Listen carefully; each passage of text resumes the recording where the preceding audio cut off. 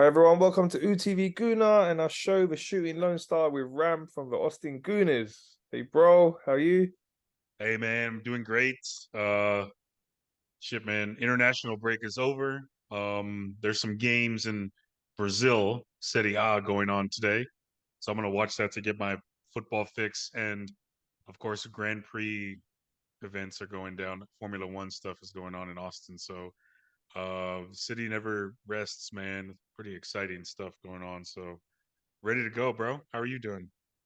Yeah, I'm good, bro. Thanks. Bad weather here at the moment, man. Winter's about to kick in, so yeah, it's long, bro. But apart from that, yeah, all good, man. Looking forward to football getting back underway for us this weekend. Big game, Chelsea away. Always a massive game. London derby. They used to be a higher level team than they are right now. Hmm. They're really suffering right now. It's great to see, but it's going to be competitive regardless where they are in the league. We know they got a lot of world class players, and when it does click there, they're going to be a force again. But hopefully that takes a long time. But eventually, I'm sure it will click for them, and they will be a force again.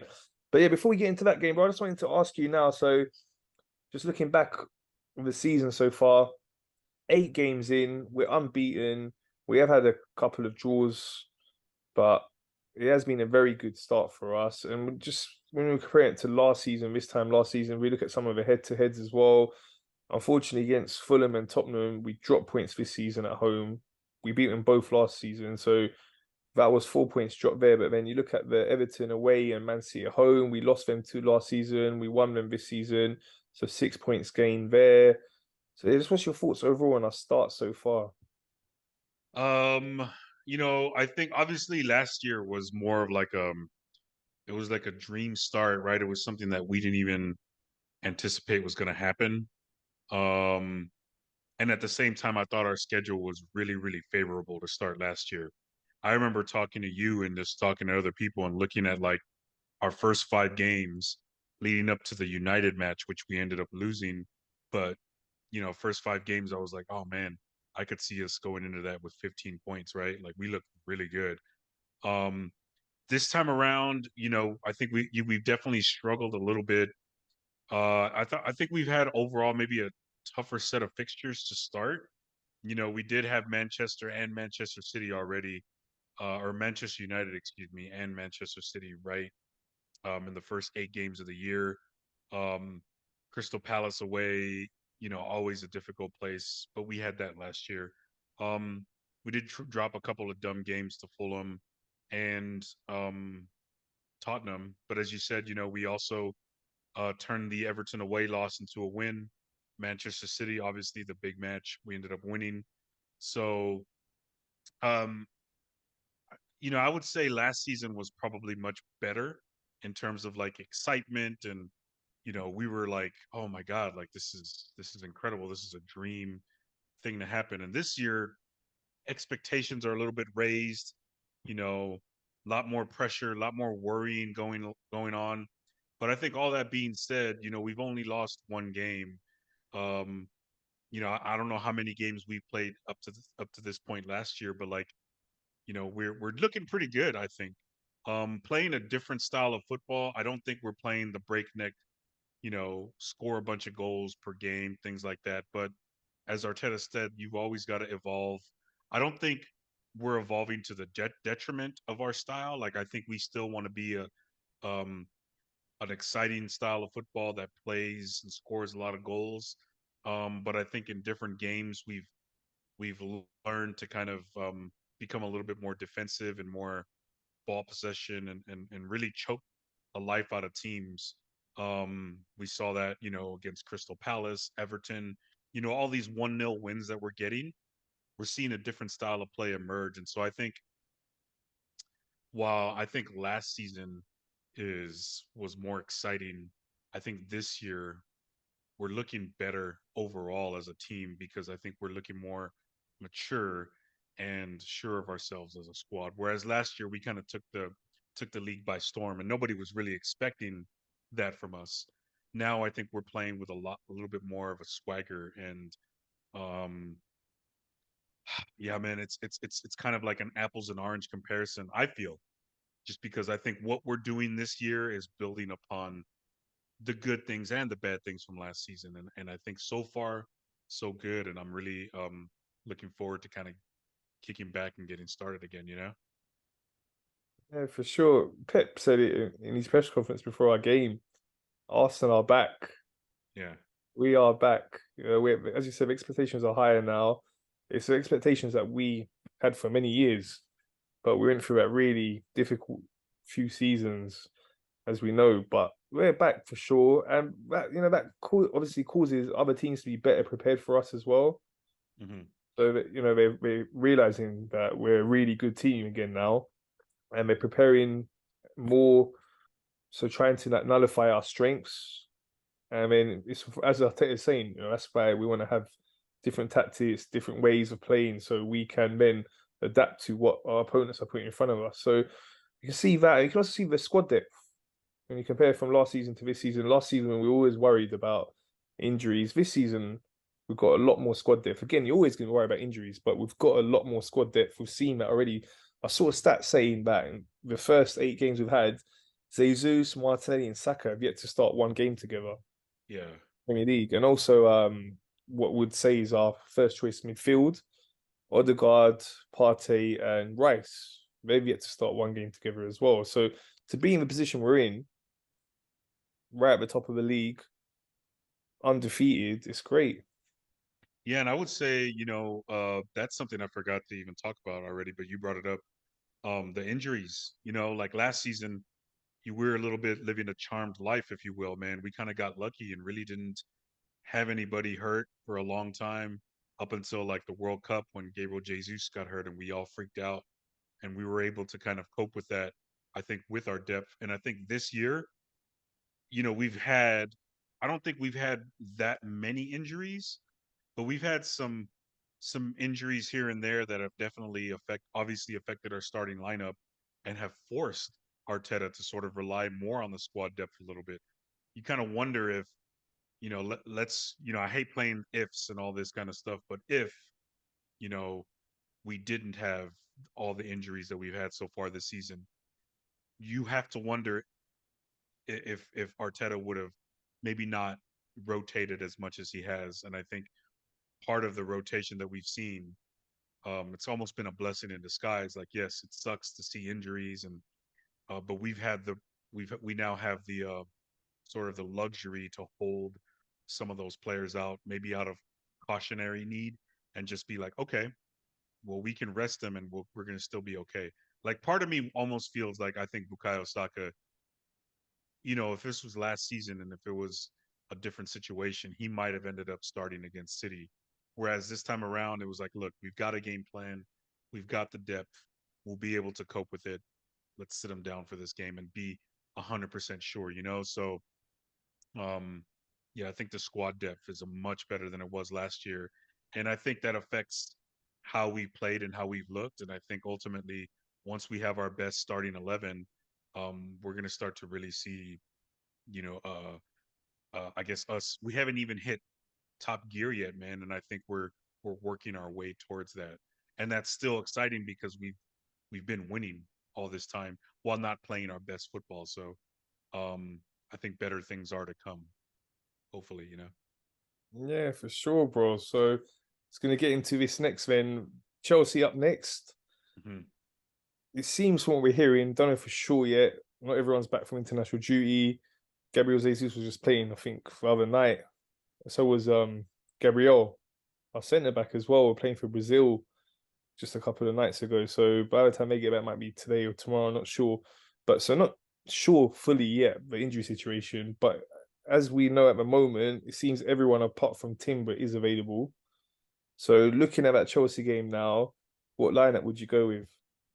Man, I think we finally see the two lineups that you just talked about, right? I think we see um Jesus up top, Martinelli and Saka to the left and right of him, and then our midfield, the one we all wanted to see, Thomas Partey, um, Odegaard, and Declan Rice, and then our back four. I think our wall we have Gabriel and what's his name? Saliba. How did I forget his name? But if we need to, I'm thinking maybe if we need to give Big Gabby a rest, it'd be kind of cool to see Takahiro Tomiyasu out there. Although I know he also went away on international duty, I think. Um, and then Ben White and Zinchenko in there as well. Um, or again, we're gonna see Zinchenko and Takahiro Tomiyasu kind of switch off a little bit. I think it's great that we're not letting Zinchenko play a full 90. Getting 60, 70 minutes and then bringing in Tomiyasu. So maybe we see a reverse, where Tomiyasu's not getting the full 90, and just kind of having them deputy each other and just kind of saving everybody's legs. Um, so I think we go with our strongest 11 and finally see the lineup that we've all been sort of dreaming about. Yeah, hopefully, bro.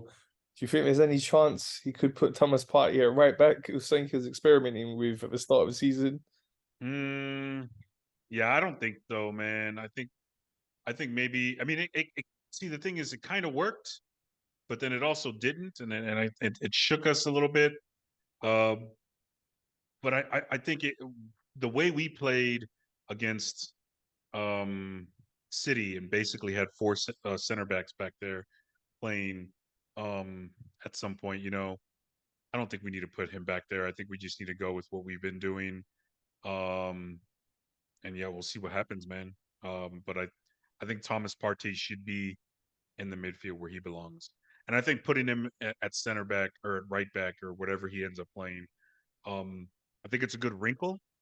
But also as we see, regardless of where they are in the start, it's like we have, when Arteta pinpointed that we had like 40 or 50 different types of formations out there for one of the games. People thought he was really like lying, but like if you look at it, like these guys play everywhere on the pitch. So ultimately, I don't think it matters, but I do think we need to see like Gabby and Saliba out there if they're both healthy.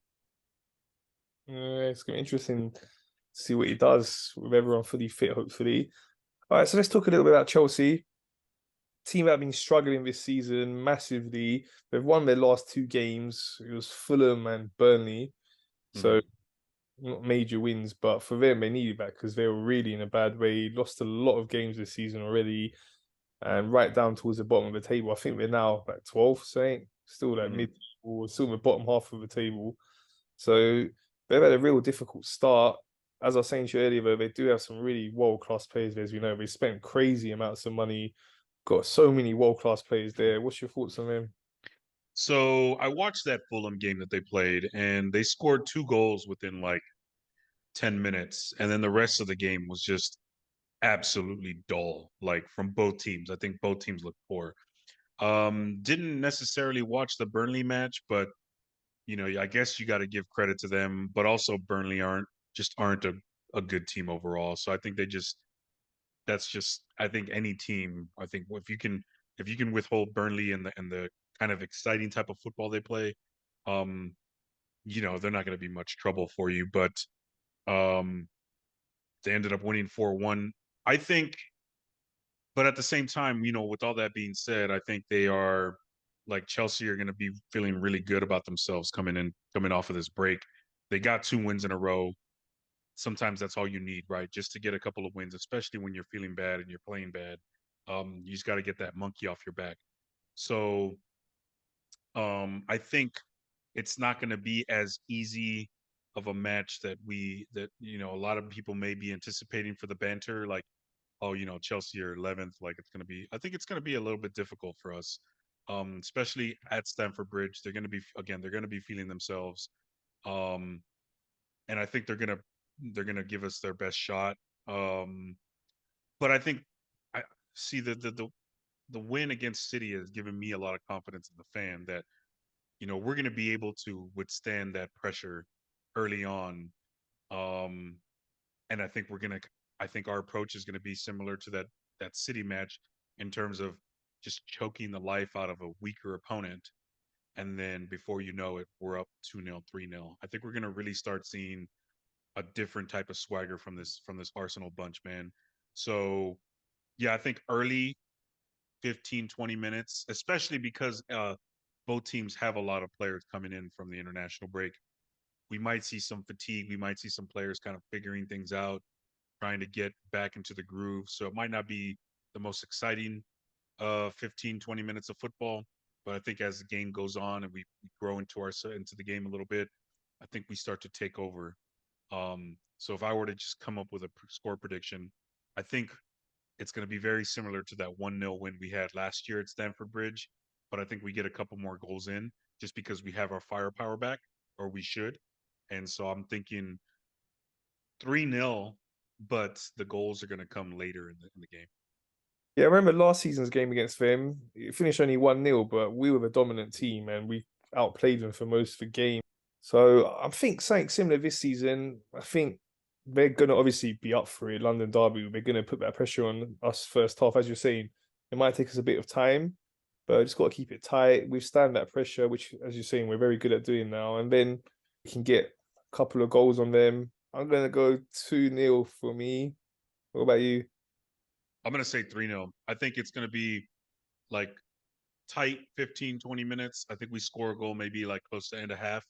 And then it's that real tight 1-0, kind of maybe a little nerve wracking. But then again, I just have this feeling, man, we're going to start seeing a not new style of Arsenal, but like just that new wrinkle of where, when teams are going to go after us, we're going to just say nope. Like we're going to just take over, and we're the better team.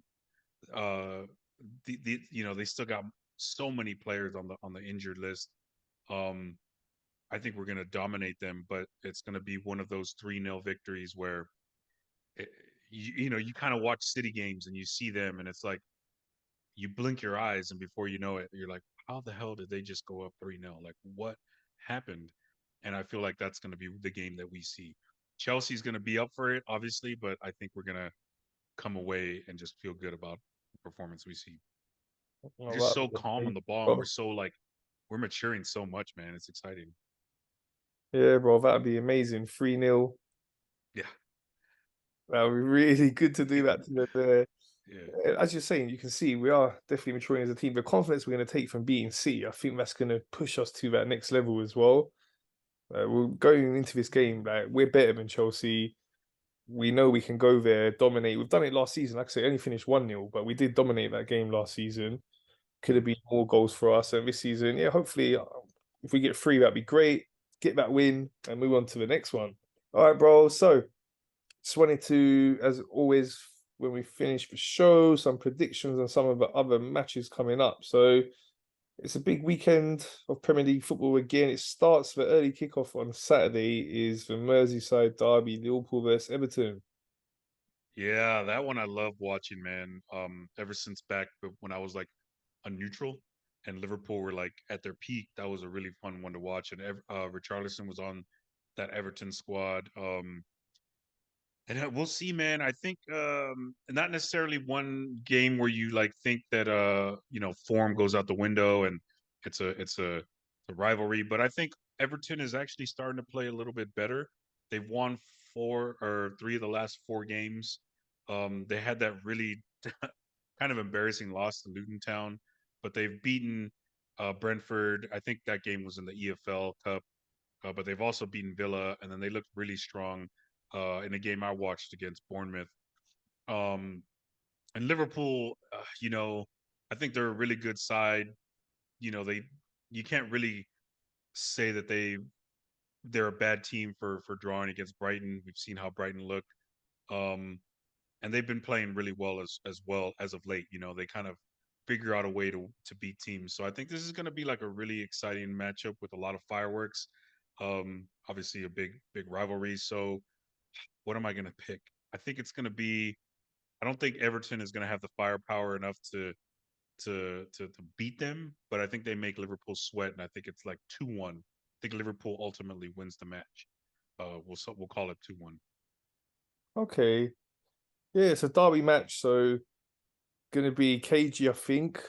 Tend to, I think, from what I've seen with the stats, they tend to draw a lot at Hmm. Goodison Park, but Liverpool tend to win at Anfield. So, yeah, I think Liverpool edge it. I'll go 3-1 Liverpool in that one. Yeah.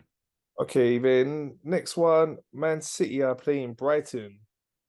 Ooh, that's going to be a fun one, man, and one that will be kind of hoping that Brighton steals a couple points off of them. Yeah, maybe get a draw, but yeah, Brighton's one of those teams, man. Like I think I mentioned in the last couple shows how they kind of remind me a little bit of Leeds, where they're gonna either beat you 3-1, 4-0 or something, or lose the same way, right? Nothing in between. Although we did see them draw 2-2 against Liverpool, but man, they had a two. I think they were back and forth. Um, One thing they do try and do is kind of sucker, like they play from the back, kind of like we try to do, and they try and sucker you into to pressure, and then they kind of like try and kick it over you. I don't know how successful they'll be at that against City. Really good side. Um, and I don't know how much they're going to get Rodri back, so I think it's going to be a different type of team that ends up playing. So I'm going to see City, uh, and they've had a struggle. They've lost like 3 games in a row. I think they win this one quite comfortably. I'm going to say 3-1, and Brighton steal a goal late. Okay, yeah, I think Man City are going to be really up for this. They've had a bit of a struggle recently, seeing they lost 3 games. I think they won the Champions League game in between. So Yeah. they lost League Cup game to Newcastle, lost really surprisingly to Wolves away, and then lost to us. So yeah, we know Pep's going to be at them. Like they need to pick it back up. I was actually hearing people say, I think it was Gary Neville was saying this as well, that after doing the treble, so they hit such a big height. That is like the pinnacle of the game, doing the treble, and especially for them as well. That ever won the Champions League as a club, so to win back, and we know that was a really key thing for them, and big focus and aim for them. So after that massive high, the following season can be really hard. Yeah, I mean that happens across. I mean, you see that across like all kinds of sports, right? It's really difficult to repeat. Now, granted, City have kind of won multiple league titles in a row, but as you said, like in the sport of football, especially in Europe, the Champions League is like the holy grail, right? Um, and it's kind of, I don't know if it diminishes the value of like winning the league or whatever, but yeah, they didn't necessarily suffer from hangovers from winning the league, but you know, potentially, yeah, after winning the treble, after basically achieving football, as they say, like what do you do next? Um, yeah, I think they're kind of maybe going through a little bit of a hangover, right? We like to kind of put it like literally, like we haven't really seen Jack Grealish do anything ever since he went, like he really went viral and famous for just being absolutely drunk and celebrating that Champions League win. He's kind of almost been on the bench, probably still hungover. You know what I mean? So it's like, what do you achieve next? And so I think maybe that's what City is kind of struggling to figure out, is what exactly, like how do they motivate themselves again? So maybe with the return of Rodri, like we see that again, but who knows? And I kind of hope that they continue to struggle a little bit more. But yeah, we do see this across a lot of sports, and um, we'll have to see. And then I think also like teams are actually starting to figure out how to neutralize Haaland, right? Like he's a really good player, but he's one of those strikers that needs service. He's not necessarily somebody that's gonna kind of create his own kind of shot. So how is he gonna kind of figure out and adjust? So City have a lot of work to do. They got a lot of great players, but you have to go out there and perform and win. And maybe what we're seeing now, and it's only been a couple games, but teams are starting to say like, all right, you know what, this is a beatable team. So we'll see how they respond. But I do think that, yeah, I think that has something to do with how they've looked so far. Yeah, hopefully it continues. Long may it continue. But yeah, Yeah. I think we got so many great players, and Pep is going to be at them. They got that winning mentality, so they're going to want to come back and make a point. I think they'll do that against Brighton. My prediction for that one, 3-0 to Man City. Hmm. Okay, next, Safe Newcastle prediction. versus Crystal Palace. Ooh, a lot of distractions coming out of that Newcastle, right? With Sandro Tonali getting in trouble with the authorities about gambling and whatnot. I haven't been following too closely, but um Yeah, we'll see, man. I mean, Newcastle's one of those teams that started like really bad, lost a lot of games early on, playing a really tough schedule, but starting to kind of get the groove a little bit. Um, I think they do it again though this time. I think Crystal Palace is a good team. We'll make it hard on them, but I see Newcastle winning 2-1. I don't think Crystal Palace has that. Again, kind of like Brighton. I don't think they'll have the firepower to really bring it to them and come out with a victory. Okay, yeah, I think Newcastle should be winning that one. They're strong normally at home. I'll go 2-0 for Newcastle in that one. Okay, next, Sheffield United versus Man United.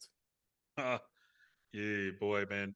I think the thing about when Unai Emery was our coach, and like you would see, like we would be getting results. We would win games, we would draw games. We were actually like getting the results, but like the football just wasn't looking very good, and like the results were almost papering over the real problems. Um, I think that's what's happening. Anytime Manchester United win a game, it kind of papers over like what's really going on over there. And like that's what I noticed with that Brentford match. Like you I'm watching it and I'm like, oh, like Brentford loses it and you're almost like, oh bro, like that's more Brentford losing versus Manchester City gritting out a tough victory. Like they got lucky there and they're not that good. Like they can't be this good. Like yeah, like Scott McTominay is not going to score 2 goals to win a game that often. So it's like, yeah, I don't know. I don't believe it. Sheffield United, as poor as they are, they've only got 1 point.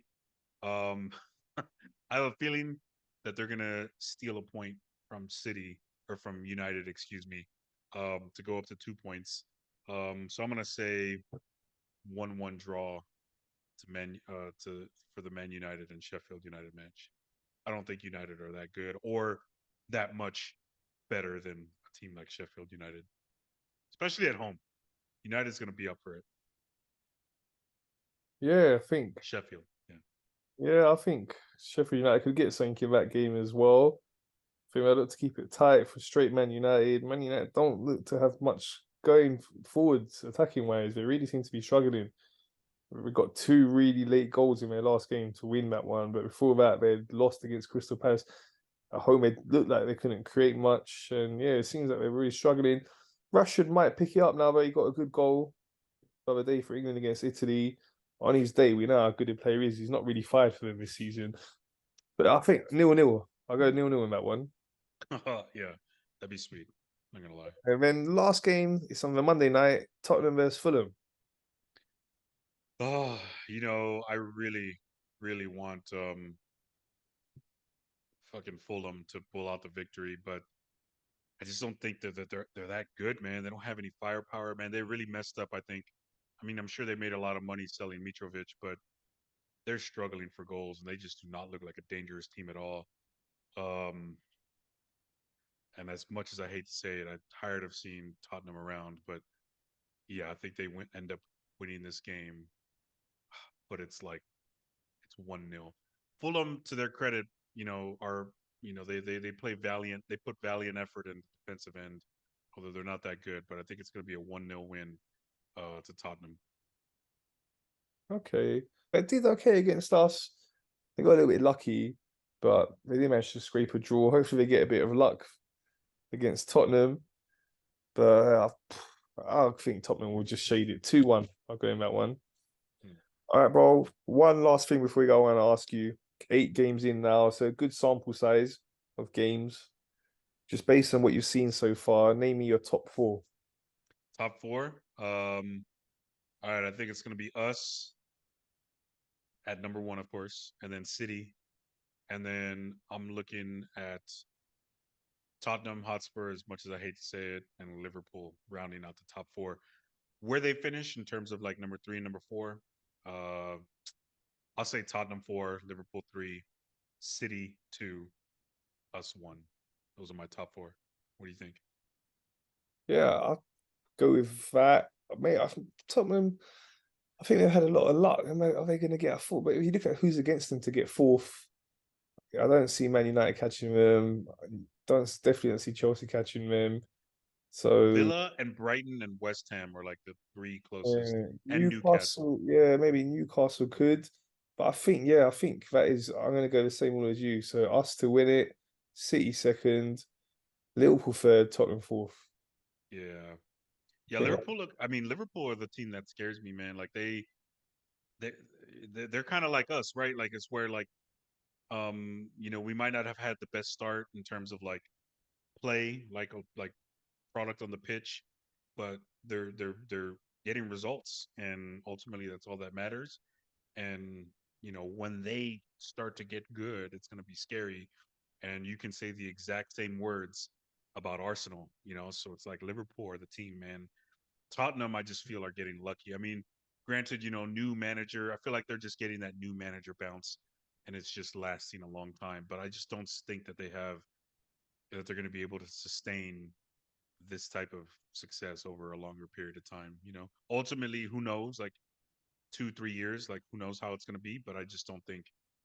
It's kind of like I hate drawing parallels, but like kind of like how we were last year, where it's like, how do we even get here? And then soon enough, like the dream starts to crash a little bit. I think it's going to be different for us this year, but I think for them, I think that's where they are in the process, right? Where it's like, I mean, they don't even really have all the players that they want and need for the type that they play. So can they keep up that form over time? That's going to be the biggest question remaining for them. yeah. No, I think they'll Fuck drop Tottenham, though, away. man. I think they'll drop away. Because the competition for top fours not that strong. It seems with Man United struggling, Chelsea struggling. So I think they'll get fourth, but I don't think they'll be in the title race. So I think they'll drop away a lot sooner, like maybe after January time. By that point, I don't think they'll be right up there. But let's see. As you said, you never know.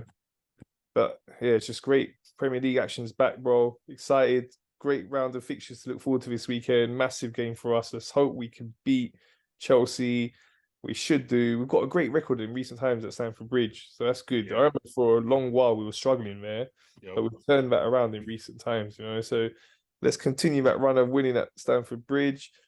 Before we go, shout out to the Las Vegas Aces. What a game! Big, yeah. That was fun. Yeah, they defended their title. Once again, they are the WNBA champions. Yeah. And their coach, Becky Hammond, was an assistant for a few years with my team, the San Antonio Spurs. So, like, she's got that championship pedigree. She's a really good coach. She's in the Hall of Fame. But yeah, WNBA, man, great product. It's getting better every year. And like that, I watched the last couple games of the finals, man. And yeah, aces, man, good stuff. And basketball's coming back around. It's that season, so I'm getting really excited, man. Yeah, not long till the NBA's back on. They got the Yeah. preseason games going on now. Yep. Been Exciting watching that. times. Yeah. So, bro, as always, thanks for your time. My pleasure, man. Looking forward to chatting with you over the weekend. And come on, you Gunners. Let's go. Let's get them. Yes, come on, Arsenal. So that's all from us. Thanks for watching, everyone. Please remember to subscribe, like, and share.